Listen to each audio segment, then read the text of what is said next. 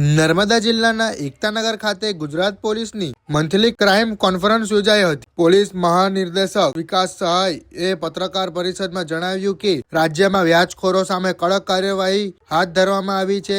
માત્ર જુલાઈ મહિનામાં 64 કેસ નોંધાઈ 105 આરોપીને ધરપકડ કરવામાં આવી હતી, જ્યારે સમગ્ર વર્ષ દરમિયાન 956 જેટલા આરોપીઓ પકડાયા હતા। નાગરિકોને રાહત આપવા માટે રાજ્યના લોન મેળાનું પણ આયોજન કરાયું હતું। માત્ર જુલાઈ મહિનામાં જ 71 લોન મેળા યોજાઈ અને વર્ષ દરમિયાન 238 જેટલા મેળા યોજાઈ સામાન્ય નાગરિકો કાયદેસર રીતે લોન મળી રહે તે વ્યવસ્થા કરાઈ હતી। વધુમાં तेरा तुझको अड़पण अभियान अंतर्गत जुलाई महीना में 25 करोड़ रूपिया उपरांत मुद्दामाल लोकोने परत करायो हतो, ज्यारे आखा वर्षे 127 करोड़ रूपिया जेटलो मुद्दामाल नागरिकोने सोंपवामां आव्यो हतो। साइबर क्राइम रोकवा माटे साइबर सेंटर ऑफ एक्सलन्स नी स्थापना पण करवामां आवी हती। जुलाई महीना में साइबर छेतरपिंडीनी केसमां अंदाजित 28 करोड़ रूपिया नागरिकोने परत कराया हता। पोलीसे फरार आरोपीनो पकड़वानी कामगीरी पण मोटी सफलता मेळवी छे। जुलाई में 434 आरोपीओनी धरपकड़ थई हती, जेमां 251 आरोपी वर्षोथी फरार हता।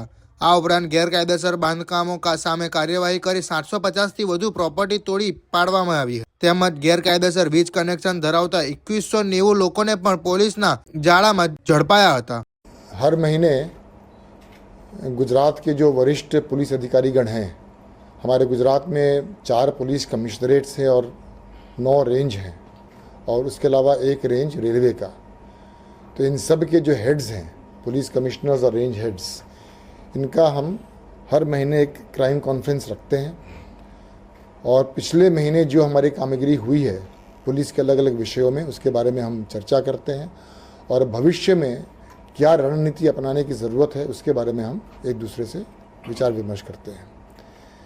इस बार की क्राइम कॉन्फ्रेंस हमने एकता नगर में रखा और आज के क्राइम कॉन्फ्रेंस में जुलाई महीने में गुजरात पुलिस के अलग अलग एकमों में जो कामगिरी अलग अलग विषयों पे हुई है उसकी हमने आज चर्चा की है। ज़्यादातर हम लोग इस क्राइम कॉन्फ्रेंस में पुलिस कमिश्नरेट का अलग से और जिलाओं का अलग से रखते हैं, क्योंकि हम ये मानते हैं कि अर्बन पुलिसिंग और रूरल पुलिसिंग ये 2 अलग अलग प्रकार के होते हैं, उनके चैलेंजेस अलग प्रकार के होते हैं, उनकी स्ट्रैटेजीज़ भी अलग प्रकार की होती हैं। इसलिए हमने अलग अलग प्रेजेंटेशंस के माध्यम से कमिश्नरेट्स के अलग से और जिलाओं का अलग से हमने ये रखा था।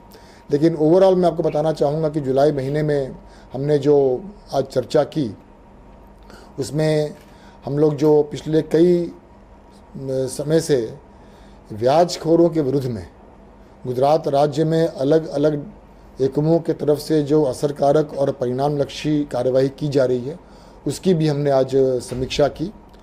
और इस समीक्षा के दरमियान हमें यह मालूम चला कि जुलाई महीने में ऐसे कुल 64 व्याजखोर थे जिनके विरुद्ध में हमने FIR दाखिल किया और इन 64 केसेस में 105 आरोपी को गिरफ्तार करने की भी कार्यवाही की गई।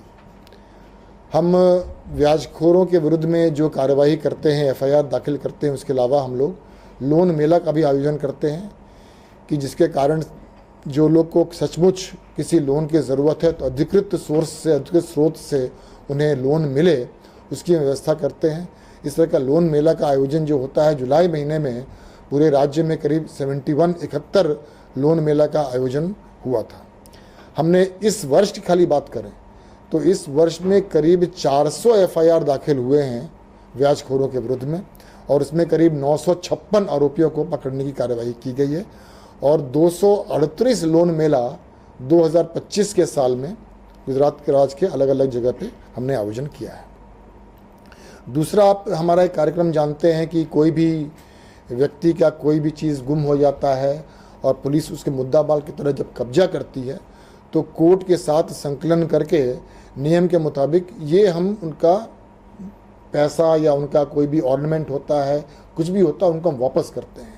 ये प्रोजेक्ट हमारे गुजरात राज्य का पिछले कई दिनों से बहुत ही सफलतापूर्वक हो रही है। इसका नाम है तेरा तुझको अर्पण। तो तेरा तुझको अर्पण की बात करें तो सिर्फ जुलाई महीने की बात करें तो गुजरात राज्य के अलग अलग एकमों में ऐसे करीब 761 कार्यक्रम तेरा तुझको अर्पण का हुआ और उस 761 कार्यक्रम में करीब करीब 25 करोड़ रुपए का मुद्दा माल हमने ओरिजिनल लोगों को वापस किया। और इस साल की बात करें 2025 की, तो इस साल हमने कुल मिलाकर 127 करोड़ का मुद्दा माल तेरा तुझको अर्पण के कार्यक्रम में हमने लोगों को वापस किया है। उसी तरह हमारे लोगों के साथ संबंध और संकलन बना रहे और स्थानिक कक्षा पे क्या प्रॉब्लम्स हैं, क्या इश्यूज़ हैं, क्या विषय हैं, उसको जानने के लिए गुजरात पुलिस पिछले कई समय से तृणवात तमारी तृण अमारी ऐसा एक कार्यक्रम का आयोजन हम लोग करते हैं। ये कार्यक्रम हर पुलिस स्टेशन में, हर चौकी में और हर आउटपोस्ट में होता है, जिसमें वहाँ का जो इंचार्ज पुलिस अधिकारी होता है वो स्थानिक लोगों के साथ हर 2 महीने में कम से कम एक बार ज़रूर मिलता है और स्थानिक प्रश्नों को जानने की वो प्रयत्न करता है और जो भी स्थानिक प्रश्न के ध्यान पे आता है उसको प्रश्न का निराकरण के लिए, सॉल्व करने के लिए प्रॉब्लम को वो कार्रवाई करते हैं। ये तृणवात तमारी तृण अमारी का जुलाई महीने में पूरे राज्य में करीब 212 कार्यक्रम का आयोजन किया गया था। उसी तरह आज हमारे सामने साइबर क्राइम का चैलेंज जो है बहुत बड़ा है। तो साइबर क्राइम के चैलेंज को हम लोग किस तरह टैकल कर पाएँ, उसके लिए काफ़ी दिन से हम लोग चर्चा विचार कर रहे थे। आपको जानकर ये खुशी होगी कि अभी बहुत ही जल्दी गुजरात सरकार ने एक प्रोजेक्ट हमारा मंजूर किया है, जिसे साइबर सेंटर ऑफ एक्सीलेंस, जो गांधीनगर स्थित CID क्राइम के अंदर काम करेगी। और साइबर सेंटर ऑफ एक्सीलेंस के माध्यम से हम लोग साइबर क्राइम और साइबर सिक्योरिटी के इस चैलेंज को लड़ाई करने में हमें सफलता मिलेगी। साइबर क्राइम में जो लोग अपना पैसा घुमाते हैं, जो लोग किसी भी कारण से, किसी भी माध्यम से जो साइबर क्राइम होता है, और ऐसा हमने सिर्फ जुलाई महीने में करीब 28 करोड़ रुपया जो साइबर फंड में लोगों ने घुमाया था साइबर क्राइम में, वो वापस गुजरात पुलिस ने जुलाई महीने में की है, 28 करोड़ रुपया का किया है। उसी तरह हमारे यहाँ अलग अलग जगह जो गुनाह दाखिल होते हैं और गुनाह दाखिल होने के बाद बहुत लंबे समय से फरार रहते हैं, आरोपी पकड़ नहीं पाते, जिनको हम एब्सकॉन्डर्स बोलते हैं, ऐसे फरारी आरोपी को पकड़ने के लिए भी पिछले कुछ समय से गुजरात राज्य में बहुत ही अच्छी कामगिरी की जा रही है। और अभी हम सिर्फ जुलाई महीने की बात करें तो ऐसे जो फरारी आरोपी थे, वैसे कुल 434 आरोपी को हमने गिरफ्तार किया है। और इस 434 आरोपी में करीब 251 आरोपी ऐसे थे जो 1 साल के ज़्यादा समय से वो लोग फरारी थे। तो ऐसे 251 लोगों को जो बहुत 1 साल से ज़्यादा जो ढंग से फरार थे, उनको पकड़ने में भी गुजरात पुलिस को सिर्फ जुलाई महीने में ये सफलता प्राप्त हुई है। 15 मार्च 2025 को गुजरात राज्य के सभी पुलिस स्टेशनों को सूचना दी गई थी कि 100 घंटे के अंदर आपके कार्यक्षेत्र में जितने भी असामाजिक तत्व हैं उनका लिस्ट तैयार किया जाए और इन असामाजिक गुंडा तत्वों के विरुद्ध अलग अलग प्रकार की नियम के मुताबिक कार्रवाई की जाए। तो ये जो हम कार्रवाई किए हैं उसमें सबसे असरकारक हमारी कामगिरी जो रही है वो रही है कि ऐसे असामाजिक तत्व अगर कोई भी गैर कायदेसर बांधकाम किया है या कोई भी ऐसा बांधकाम किया है जो सरकारी ज़मीन पे है, उस परमिशन उसके पास ना हो, ऐसे प्रॉपर्टीज़ को, ऐसे उन बिल्डिंग्स को हम आइडेंटिफाई करते हैं, खास करके असामाजिक तत्वों का, और फिर उसका हम लोग कायदेसर का जो प्रक्रिया होती है उस प्रक्रिया के मुताबिक उनको हम डिमोलिशन करते हैं। तो अगर हम बात करें तो 15 मार्च 25 के बाद ऐसे 750 से भी अधिक डिमोलिशंस गुजरात पुलिस ने की है और उस 750 में से 630 से ज़्यादा तो ऐसे डिमोलिशंस हैं जो सरकारी ज़मीन पर कब्जा करके गैर कायदेसर ढंग से उन्होंने बांधकाम किया हुआ था। ये बांधकाम में दुकान भी आ जाता है, मकान भी आ जाता है, फार्म हाउसेस भी आ जाते हैं।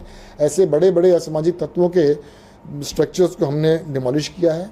उसके साथ साथ जो लोग बार बार गुनाह करते हैं, तो पहले गुनाह में अगर उन्हें जामीन मिली है और जामीन का अगर कोई भी कंडीशन भंग उन्होंने किया है तो जामीन रद्द करने के लिए भी हम कोर्ट के साथ संकलन करके ये कार्रवाई करते हैं। अगर हम बात करें 15/3 के बाद से 15 मार्च के बाद से, तो ऐसे कुल 824 आरोपियों को हमने आइडेंटिफाई किया था जिन्होंने जामीन भंग किया है और जामीन भंग किया और जामीन कैंसिल करने का प्रपोजल हमने कोर्ट को भेजा है और कोर्ट की तरफ से हमें बहुत ही अच्छा सहकार मिल रहा है। अभी तक इस 824 में से 106 ऐसे आरोपियों हैं जिनका जामीन कोर्ट ने रद्द किया है। उसके बाद ऐसे असामाजिक तत्व होते हैं जो गैर कायदेसर बिजली का कनेक्शन ले लेते हैं, तो उसकी भी हम इंक्वायरी करते हैं और अगर ऐसा मिलता है तो उसके विरुद्ध में कार्रवाई कायदेसर का करते हैं। ऐसे हमने 2190 इलीगल कनेक्शन जो थे बिजली के, उसका हमने उनके विरुद्ध में कायदेसर कार्रवाई हमने 15/3/2025 के बाद हमने किया है असामाजिक तत्वों के विरुद्ध में। और ये जो हम असामाजिक तत्वों के विरुद्ध में जो कार्रवाई कर रहे हैं उसका परिणाम भी हमें देखने को मिल रहा है। मैं गुनाह के आंकड़कीय माहिती के बारे में बहुत ज़्यादा बोलना नहीं चाहता हूँ, क्योंकि हम सब जितने भी वरिष्ठ पुलिस अधिकारी यहाँ मिलते हैं, हम सब का ये मानना है कि गुनाह का आंकड़ा तो महत्वपूर्ण है, लेकिन उससे अधिक महत्वपूर्ण है कि पुलिस की व्यवस्था कैसी है। अगर पुलिस की व्यवस्था अच्छी हो तो आंकड़ा की माहिती अपने आप घट जाएगी, गुनाह अपने आप घट जाएगा। लेकिन हमारी जो व्यवस्था है वो व्यवस्था की हम समीक्षा करते हैं, उस व्यवस्था में किस तरह की इम्प्रूवमेंट्स की ज़रूरत है, किस दिशा में ज़्यादा काम करने की ज़रूरत है, उसके बारे में हम वरिष्ठ पुलिस अधिकारीगण हर महीने मिलते हैं, उसके बारे में चर्चा करते हैं। और इस तरह की व्यवस्था को इम्प्रूव करने की प्रक्रिया के कारण हमारे सभी मेजर हेड्स में पिछले साल से और उसके पहले के सालों से इस साल हमें गुनाह में थोड़ा घटाड़ा जरूर देखने को मिल रहा है। लेकिन जैसा कि मैंने पहले भी आपको कहा कि आंकड़ा की माहिती, आंकड़ा की जो स्टैटिस्टिक्स है, उससे अधिक इम्पोर्टेंट ये है कि हमारी व्यवस्था कैसी चल रही है और व्यवस्था में किस तरह का इम्प्रूवमेंट लाया जा सकता है। असामाजिक तत्वों के विरुद्ध में हम जानते हैं कि हम लोग पासा का केसेस करते हैं। अगर हम बात करें इस साल तो कुल हमने 2200 से अधिक पासा प्रपोजल्स भेजे और उसमें से 1750 जैसे पासा वारंट इशू भी हुए हैं। ऐसे 1750 असामाजिक तत्वों को हमने इस साल पासा में डिटेन किया है। उसी तरह तड़ीपार की भी कार्रवाई हम करते हैं असामाजिक तत्वों के विरुद्ध में। इस साल हमने करीब 1,500 प्रपोजल्स तड़ीपार का किया था और उसमें से करीब 250 से 300 के बीच का हमें तड़ीपार का ऑर्डर्स भी प्राप्त हुआ और उनको हमने तड़ीपार भी किया है। तो असामाजिक गुंडा तत्व जो गुजरात राज्य में है, जिनको हम आइडेंटिफाई करते हैं, उनके विरुद्ध में अलग अलग ढंग से डिमोलिशन हो गया, बिजली का हो गया, बेल कैंसिलेशन हो गया, पासा हो गया, तड़ीपार हो गया, उनके ऊपर सर्वेलेंस की बात हो गई, उनके विरुद्ध में हम बहुत ही असरकारक कामगिरी कर रहे हैं और उसका परिणाम हमको अभी साफ देखने को भी मिल रहा है। एक नया चीज़ हमने इस बार शुरू किया जिसके बारे में ज़रूर बोलना चाहूँगा कि पुलिस स्टेशन की स्वच्छता, पुलिस स्टेशन की व्यवस्था और पुलिस स्टेशन में जो लोग आते हैं उनके साथ पुलिस अधिकारियों और कर्मचारियों के व्यवहार, इन सब विषयों को ध्यान में रख के हमने एक व्यवस्था बनाई थी पुलिस स्टेशन रैंकिंग की। और हमने सब पुलिस कमिश्नर्स को और जिलाओं के सब पुलिस अधीक्षकों को सूचना दी थी जुलाई और अगस्त महीने में अपने कार्यक्षेत्र के जितने पुलिस स्टेशंस हैं उन पुलिस स्टेशन का रैंकिंग कीजिए और फर्स्ट, सेकंड, थर्ड जो भी पुलिस स्टेशन आता है तो उस पुलिस स्टेशन के थाना अधिकारी को भी, थाना इंचार्ज को और पुलिस अधिकारी कर्मचारी को इनाम दीजिए। तो ये हमने पूरी प्रक्रिया अभी शुरू की है और पुलिस स्टेशन रैंकिंग हर पुलिस कमिश्नरेट में और हर जिले में पूरी कर ली गई है।